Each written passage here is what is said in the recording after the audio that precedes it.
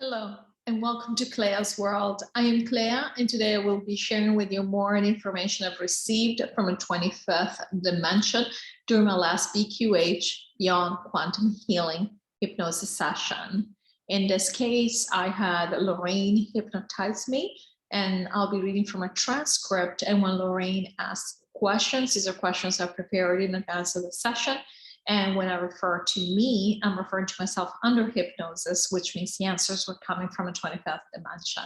But before we move forward, I'd like to ask you to please subscribe to my channel if you haven't already done so. And please do give this video a thumbs up and leave me a comment below to let me know if this stuff resonates.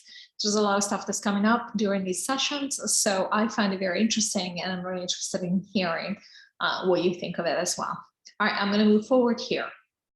And the very first question has to do, first couple of questions have to do with multidimensionality. I know this is one of the most challenging aspects of reality in this matrix the 25th has tried to explain to us. The other one, I think, is time. I mean, really, that's there's a lot to wrap our minds around when they talk about time, how time is not real and how everything happens at the same time.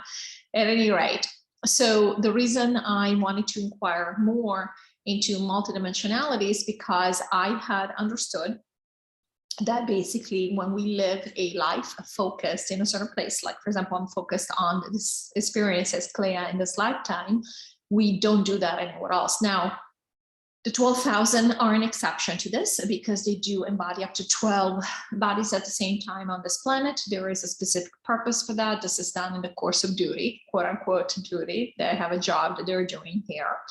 But in general, people don't do this. So during my life, somebody has asked me, I think it might have been Lorrayne actually, was asking about multidimensionality, how that works. And I mentioned, you know, we focus on one. We don't, you know, some people might think, oh, maybe there's another me or many other me's in other planets having different lives. And I mentioned that, no, we're focused on one life.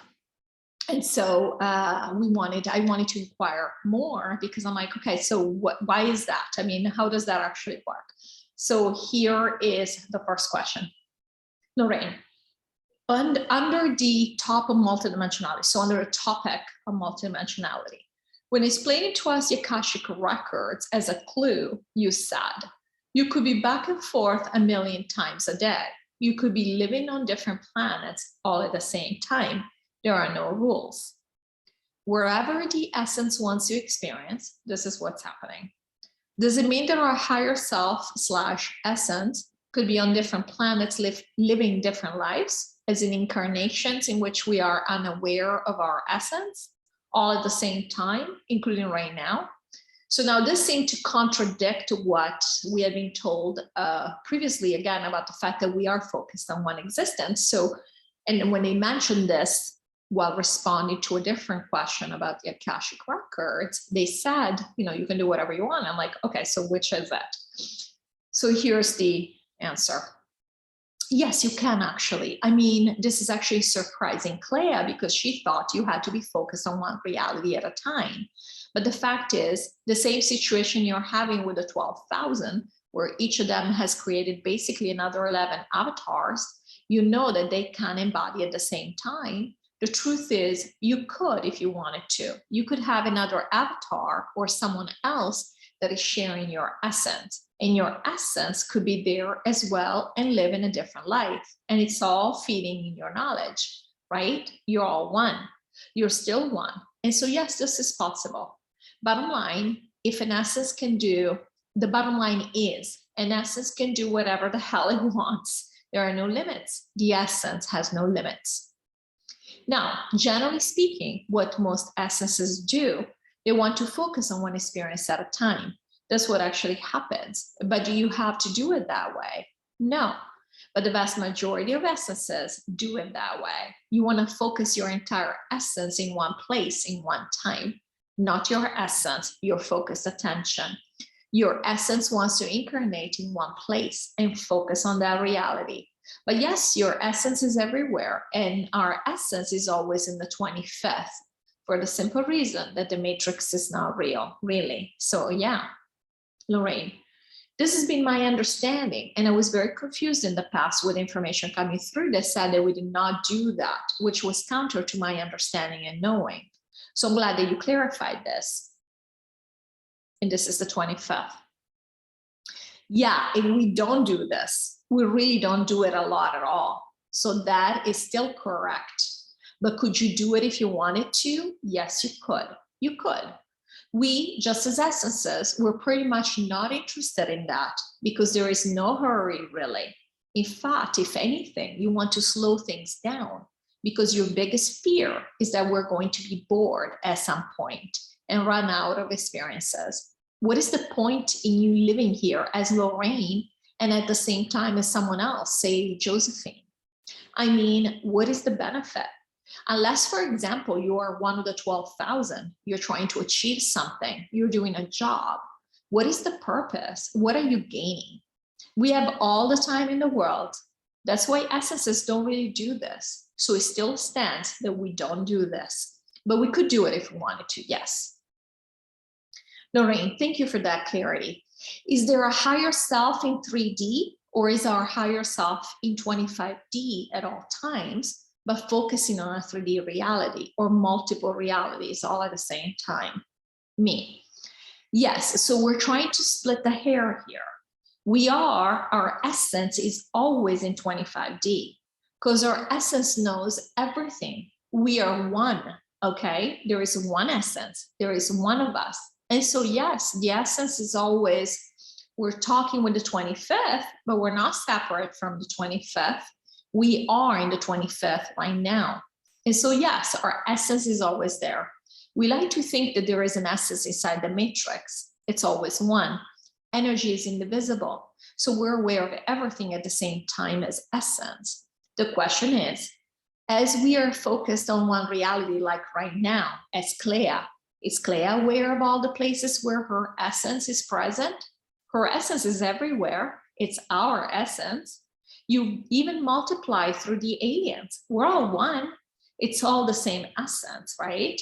We like to think, if you look at it from our perspective, from our separated perspective, then of course you can say, yes, but my essence is focused in the matrix right now. So my essence is in the matrix. But when you look at it really from, and again, it's a matter of perspective. When you look at it from the all, our essence is always in the 25th because the only thing that is real is the 25th. The matrix is not real, but when you are within the matrix is very much real. And so of course, Clea is having a focused life, a focused attention in this particular lifetime. And therefore her essence is very much focused on this lifetime, on this NPC body and the experience of the NPC body. And therefore we can say, yes, the essence is here. The essence is focused on the 3D right now. So it depends on the perspective you're looking at. So both, basically both of those things can be said to be true. Lorrayne, thank you. Why do we on the team of the light consciously feel the urge to act good, even though we have unconsciously supported dark ideas as much as everyone else here? Is our team attracted / obligated to the high vibration? It is so much easier here to go along with dark stuff and compromise. And since it's all equal, why not do it? Why stick to the light, unlike people in the middle who have the freedom to move back and forth? Me. Yeah, so Claire's feeling a little bit piqued by the fact that she feels like she's trapped because since we've explained that it's all equal, she's like, well, why do I have to be good when everybody else is doing whatever the hell they want? Why do I have to give up, for example, opportunities where, you know, you cheat a little here, you cheat a little there, it's all good, it's all right, all the same, right? Why do I have to be the one that you know is in integrity, even when you end up getting the short end of the stick? You know, something about this, Lorrayne, because people of the light, they decide, here's what I'm going to do. I'm just going to do good things. If I'm not sure, I say no, right? You understand this? It's so clear. It's like, so what's the point? If it's all equal, what's the point? Why do we even have this? And the reason we have this is very simply because of preference. It's not an obligation. The essence is free to do whatever it wants. We've said this a million times, but we have chosen as a team that we were going to delve in these vibrations, mostly in this vibrational range. That's it. It doesn't mean this vibrational range is better than the other one. It means that we have decided this is us. There's a movie that Clea thinks about all the time. She says this, the movie's Hitch, and there's Hitch, the consultant, that tells this guy, he goes, okay, you just dance right here like this. You live right here. And they were laughing. And I don't know if you guys know this movie. And basically the guy being consulted is trying to hit on a girl, is trying to impress a girl. And when Hitch tells him, says, okay, you're going to go dancing with her. You have to impress her. Show me how you dance. The guy's like doing all kinds of crazy things. He looks like crazy. And so Hitch goes, no. This is how you dance. Right here. You live right here. And that movie always makes me laugh. So they were referring to that, which is pretty funny. So you live right here, right? And that's what we do. We live right here. For us, all there is in order for you to feel in integrity with yourself, like you're doing what your essence wants to experience, you gotta be what we consider good. Meaning you gotta be caring. You gotta be whatever you think good means, okay? Whatever good means to you. That's what you gotta do. That's what makes you feel good. There are other people that don't have this urge, not because they're loosey-goosey, not because they're evil, simply because they haven't made the same choice as you, as your essence. They prefer a choice where they want to go with the flow. And whatever comes up, they're like, let me try this. That's all. That's all the difference. So in that sense, are we trapped in a way? Yes and no. We're trapped in the sense of we made this choice and we feel comfortable with it. And not only, we said we have friends on the team of the light. So of course we want to hang out with our friends. So we don't want to be shunned by our friends. And they were laughing here. But really at an essence level, you can do whatever you want. You can come back in the next, we said this before, you can come back in the next life and be on the team of the dark. Why not? You could even in this life decide you're going to move to the team of the dark. You can do whatever you want. So Claire's just been feeling a little bit like, wow, this is hard work, especially in an unbalanced world like this. And like, what's the point of feeling all these feelings about all this bad stuff that's going on? Why don't you just go along with things? You know, be like, oh, who cares about all of this? But really, this is not our preference. That's why it's really hard for you to now change your personality and be like, yeah, I don't care about animals dying. You're not going to be able to do that. Now, can you do that from a freedom standpoint, from an essence preference standpoint? Yes, you absolutely can. But the truth is, we've chosen which team to be on a long time ago, and we're sticking with it because we want to. Lorrayne. Being who I am, I couldn't have switched sides. I mean, I totally can relate to this feeling, but nah, I can't switch sides. Okay. It seems that the dark has created or heavily infiltrated everything interesting or entertaining here. What has the light contributed to our current reality as we see it? Me. And they were laughing. Yeah, so Claire's been also very fascinated by the fact that everything that is entertaining, you know, from television to movies to music to anything really that we think of as 3D is heavily influenced, if not altogether created and manipulated and controlled by the dark. And she goes and she's thinking, well, I mean, that's not cool. What has the light done? And you know, we've said this before, the dark is better at playing the 3D game than the light. It's just the way it is. This is not true of just this planet. It's true about the other 3D planets as well. So unfortunately, that has been the case. Now, the light has been, again, the strategy of the light has always been, we're going to let the dark team get ahead, and then we're going to go and infiltrate. So really, we let them come up with a lot of these things that we consider fun, and then we've gone in and infiltrated them. Like, for example, governments. What are the white hats? They're simply people that are infiltrating the dark now, right? But we did let the dark create the structure. And then all we're doing is trying to poke holes in a structure. We did not come up with structures that counterbalance them. And unfortunately, and this is also because of the resets and whatever. But yes, absolutely, that's that. Oh, sorry, guys. Again, speech to text sometimes plays tricks on me. But yes, absolutely. That's the correct call, which is pretty much most of reality, the way we see it, as being created by the dark. The light is really, as a strategy, wanted to fall behind because they thought, let's let them do whatever they're going to do, and then we're going to try to fix it. But fixing something takes a lot longer than destroying something, doesn't it? And that's another issue. So clearly, our strategy wasn't so brilliant, but yeah. Lorrayne, apparently we suck at this game. We really have not been we're not being good at the rules. I think that's an understatement. Lorrayne, yeah, okay. Thank you. Do we all have reptilian DNA, since we are hybrids of all the aliens who came here initially? If so, why do we say that the people on the side of the dark are reptilians? Are they hybrids of current reptilian aliens, or have more reptilian DNA than the rest of us? Me. Yes, so a lot of us have reptilian DNA.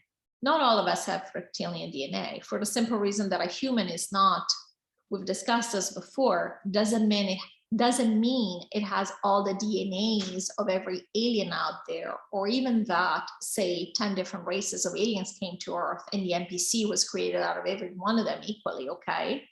So in that sense, we're not all perfectly equal in terms of DNA. We're not all exactly like 3% Pleiadian, 4% Andromedan, 8% Arcturian, or whatever it is, okay? So in this sense, there are some of us who happen to not have it. And again, it doesn't mean these people are better. DNA is just DNA. It's energy, all right? We've already discussed this. But so when we say that some are reptilians, what we mean is that most of the people on the dark team have huge amounts of reptilian DNA, or higher amounts than the rest of the population. Because we said in the beginning, pretty much the dark team, when we separated, when we decided, we pretended to separate, and we decided we were going to play this game, reptilians were pretty much the dark team. And so by default, the people that are playing on the dark team on this planet will have more reptilian DNA than the rest of the population. And again, it doesn't mean they are less or that they are evil. This is just a game, okay? This is all equal. The reptilians are moving on and healing. So they're just like everybody else, right? And so in that sense, yes, they do have more reptilian DNA, which doesn't mean that they are the offspring of alien reptilians right this moment. But again, it means that those particular NPCs have more reptilian DNA, and the essences from the dark come in. And that's why we call them reptilians, again, because they do come from the dark team. That's mostly from reptilian. So even the essences, you know, they have friends, so they keep incarnating there. But we already said the essence doesn't have to incarnate in the dark team. One of those essences could decide to be in the middle, could decide to come to the light, and that's okay. They can do that. So it's not about the DNA at the end of the day. This is just the way that it panned out. Is that this group of our brothers and sisters who happen to be reptilians, and now they show up as aliens, decided we're going to take this team. We're going to be on this team.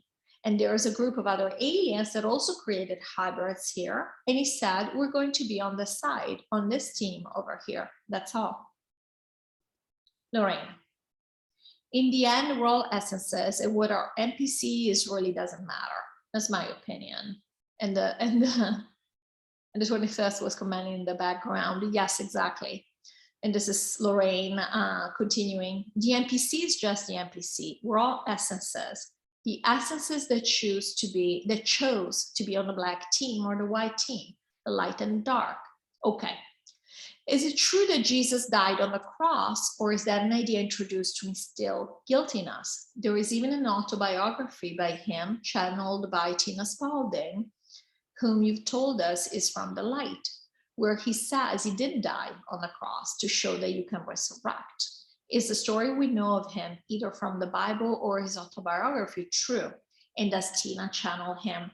I asked this question because I have read this, so I assume most of the information in the Bible is I mean, not even infiltrated, probably made up most of it.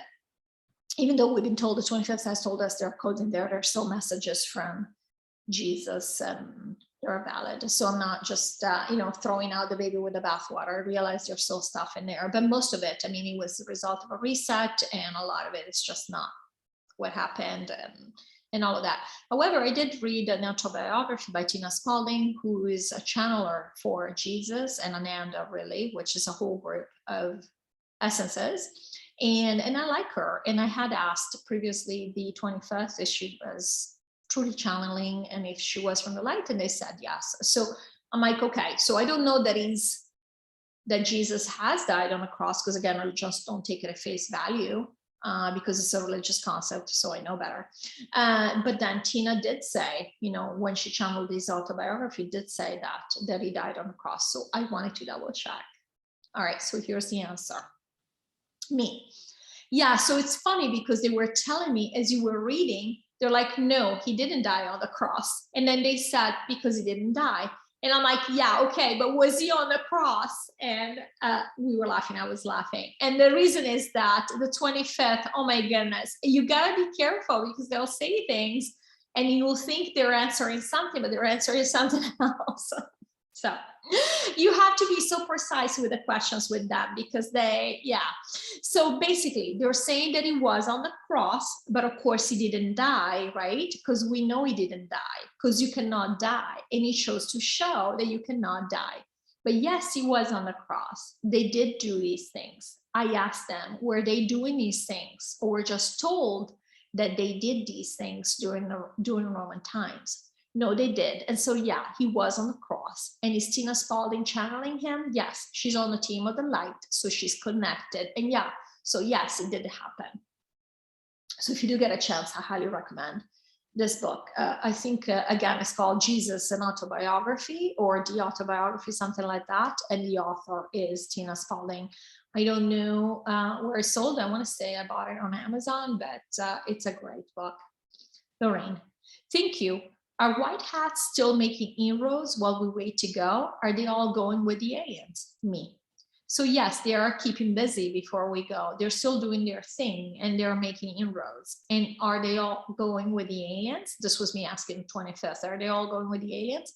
No, actually, some of them are going to come to New Earth, but the vast majority, yes, they're going with the aliens. Lorrayne, thank you. You said that the BLM movement backfired. So BLM stands for Black Lives Matter.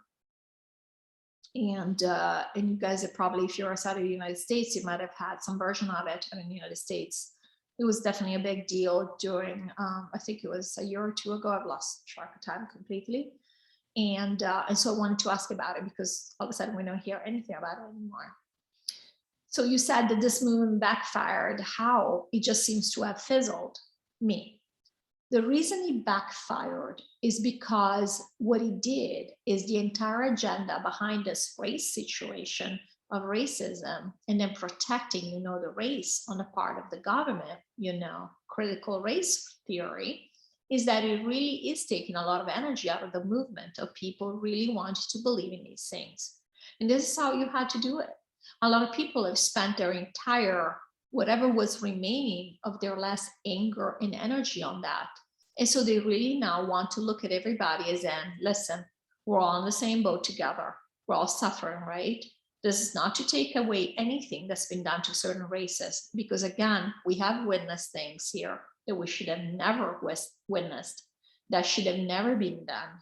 But at the same time, this BLM, actually, it almost took the wind out of the sails of this entire movement of separation based on race, because we saw it become such a farce.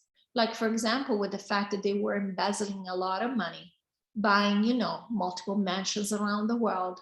Really, in that sense, it backfired. The people realized we're not going to get any restitution or comfort from the government when it comes to this thing.